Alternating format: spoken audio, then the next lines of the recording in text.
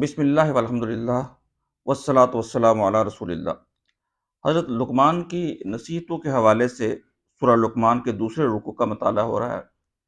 انشاءاللہ آج اس رکوع کی ہم آخری آیت کا مطالعہ کریں گے۔ پہلے تو اس آیت کا ذرا ترجمہ سماعت فرما لیجئے۔ اعوذ باللہ من الشیطان الرجیم، بسم اللہ الرحمن الرحیم۔ وقصد فی مشیک، اور اپنی چال میں میانہ روی اختیار کرو، اعتدال اختیار کرو۔ وغضض من صوتک، اور اپنی آواز کو پست رکھو۔ ان انکر الاصوات لصوت الحمیر، یقیناً بدترین آواز گدھے کی آواز ہے۔ تو اس آیت مبارکہ میں حضرت لقمان کی جس نصیحت کا تذکرہ کیا گیا ہے وہ ہے کہ اپنی چال میں میانہ روی اختیار کرو اور اپنی آواز کو پست رکھو۔ چال میں میانہ روی سے مراد صرف چال کی میانہ روی نہیں ہے، بلکہ ایک عمل کا نام لے کے یہ بتایا جا رہا ہے کہ پوری زندگی کے اندر اعتدال اختیار کیا جائے۔ ویسے احادیث کے اندر بہت تیزی کے ساتھ چلنے سے بھی منع کیا گیا ہے۔ جامع صغیر کی ایک روایت ہے جو معارف القرآن کے اندر نقل ہوئی ہے کہ تیزی سے چلنے سے مومن کی رونق ضائع ہو جاتی ہے۔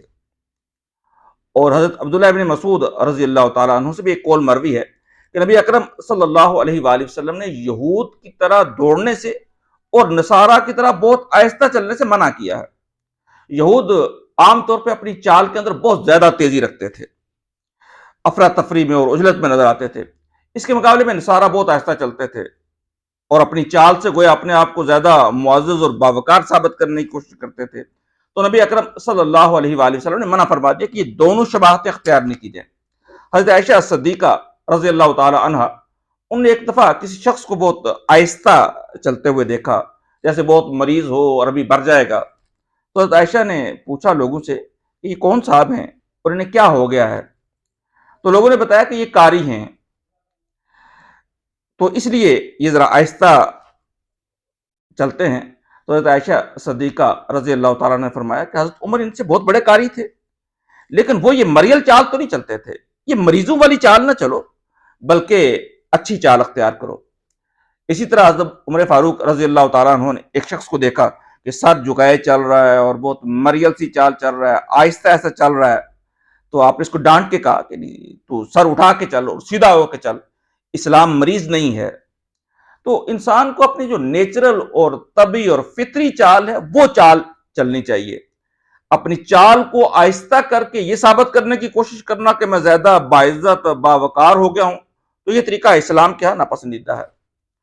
اس لیے کہ ہمیشہ ہی آواز کا پست رکھنا تو کوئی کمال کی بات نہیں ہے۔ نبی اکرم صلی اللہ علیہ وآلہ وسلم کی خطبے کی کیفیت نقل کی گئی ہے۔ جب آپ صلی اللہ علیہ وسلم بیان کرتے تھے تو آپ کے چہرے کا رنگ جو ہے وہ سرخ ہو جاتا تھا، آپ کی آنکھیں جو تھی وہ سرخ ہو جاتی تھی اور آپ کی آواز بلند ہو جاتی تھی۔ تو آواز کا بلند ہونا کوئی عیب نہیں ہے اگر ضرورت کے مطابق ہو۔ فرض کر لیتے ہیں کہ اس جگہ پہ مجمع بہت زیادہ ہے، تو وہاں پہ اگر آہستہ آواز میں بات کی جائے کہ مجمع تک بات پہنچ ہی نہ سکے تو یہ کوئی خوبی کی بات تو نہیں ہے، یہ تو خرابی اور خامی ہے۔ اور اس کے مقابلے میں اگر چند آدمی سامنے بیٹھے ہیں، 2 3 4 5 لوگ ساتھ بیٹھے ہیں اور آدمی چلا چلا کے بات کرے جیسے بہت بڑے مجمع سے کر رہی ہو، تو یہ بھی نامناسب بات ہے۔ تو گویا یہاں پہ صرف اس بات کا تذکرہ نہیں کیا گیا کہ آواز کو بلند نہ کیا جائے، بلکہ یہ ہے کہ ضرورت کے مطابق آواز کو کم کیا جائے یا بلند کیا جائے۔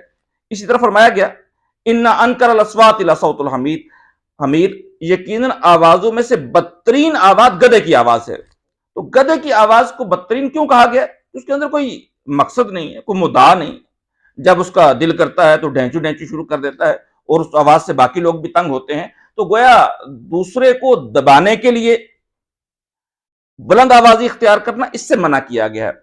عام طور پہ یہ رویہ انسان اس وقت اختیار کرتا ہے جب آدمی کے پاس سے دلائل ختم ہو جاتے ہیں، آرگومنٹ ختم ہو جائیں، تو اپنی بلند آوازی سے، اپنی گرج دمک سے دوسروں کو دبکانے کی کوشش کرتا ہے۔ تو اس رویے سے منع کیا گیا کہ یہ رویہ اختیار نہ کیا جائے۔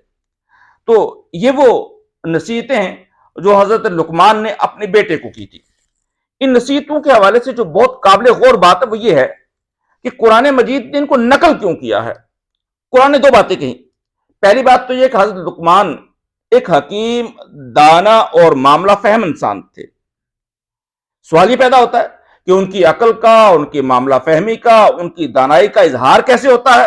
تو ان نصیحتوں کے ذریعے سے گویا اظہار ہوتا ہے، اس بات کا پتہ چلتا ہے کہ وہ شخص واقعی اللہ کے ہاں حکمت والا ہے، دانائی والا ہے۔ تو گویا ہم بھی اگر اللہ کے ہاں حکیم بننا چاہتے ہیں، دانا بننا چاہتے ہیں، معاملہ فہمی کو حاصل کرنا چاہتے ہیں، تو انہی صفات کو اختیار کرنا چاہیے۔